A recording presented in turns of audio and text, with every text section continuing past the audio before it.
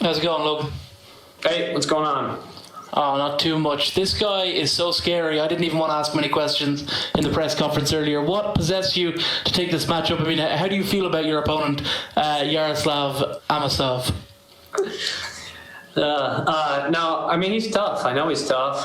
He's an undefeated fighter, which so am I. But, it was a good opportunity, and I see a lot of areas that I can win in. And so to be the best, you got to fight the best, and he's one of the top guys right now.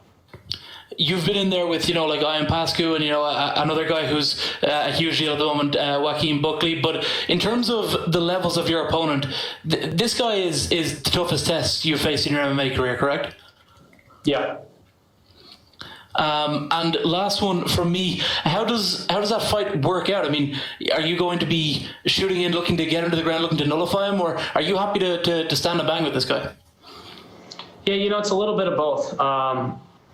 It's going to be a lot of transitions going from wrestling to striking, and who can win those situations, and who can, when you do land the takedown, can you keep them there for a while, beat them up, get them tired? And that's what's really going to determine the outcome of this fight.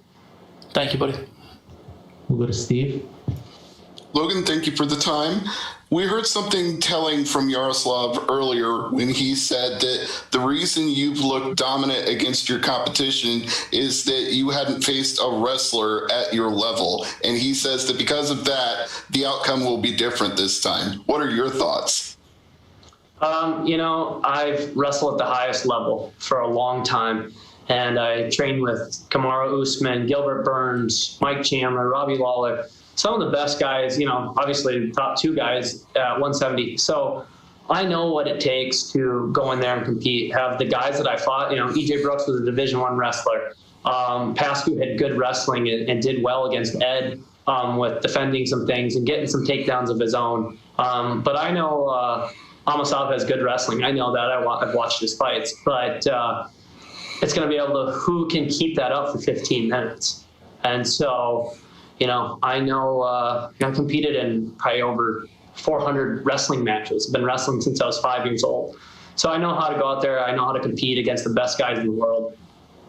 All right, and I put it to Amosov earlier that with two undefeated fighters going in and no definitely 100% established next person to face Douglas Lima, this could be a number one contenders fight. Do you see it that way yourself? Yeah, I do. I think whoever comes out of there with a good performance and a W, definitely put yourself up there for a title shot. All right, Logan, best of luck Thursday. Thank you. Thanks. Go to Matthew. Hey, Logan, how you doing today? Hey.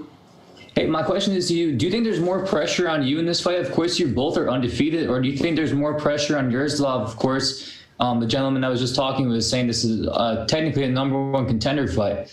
Do you think there's more pressure on you or Yaroslav here?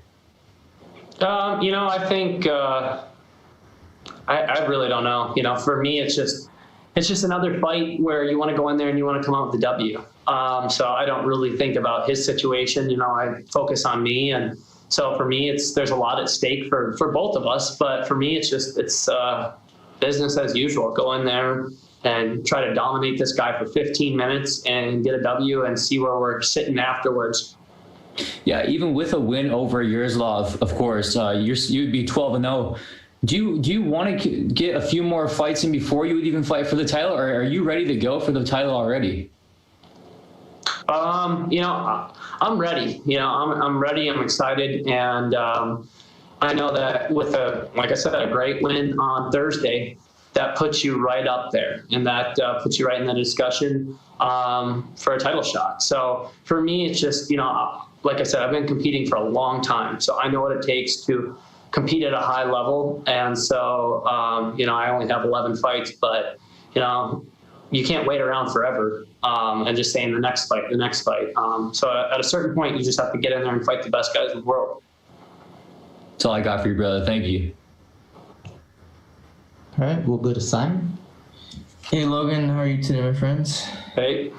So I have this question here for you. Some will say that you have to lose to actually learn. However, you've been undefeated throughout your 11-fight professional career. So what are your thoughts on that? Do you actually have to lose to learn? I don't think so. Obviously, Khabib didn't lose, and look where he's at.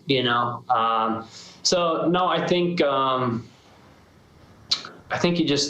you learn every fight, whether you win or lose. You learn from situations that didn't go your way, even though the outcome went your way. But you also, every single training session, there's something that I'll find out that didn't work, and so.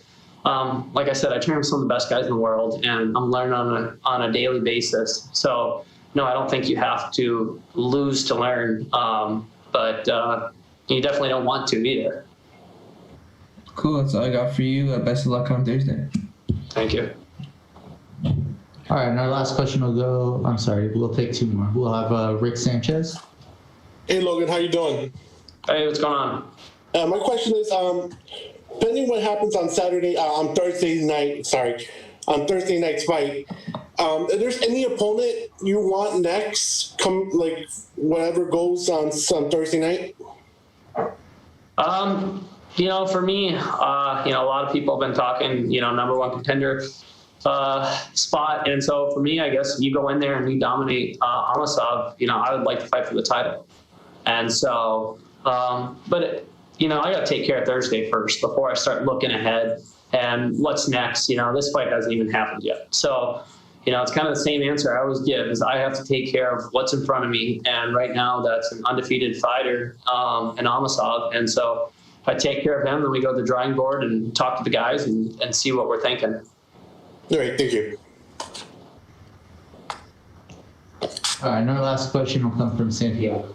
Hi Logan, greetings from Amsterdam. Could you keep training at Sanford MMA with Henry Hoof during the pandemic? We had to take a little break for a while, which everybody had to. But then the state of Florida obviously had less restrictions than other places, so we were able to get back training, and we did a lot of things on our own and home workouts and things like that. We had to do for the first few weeks, but. It was good. I got to kind of take a little break and focus on some things that I didn't always get to when we're always going from fight to fight or back to training camp. So, I just did whatever I could and tried to learn during it.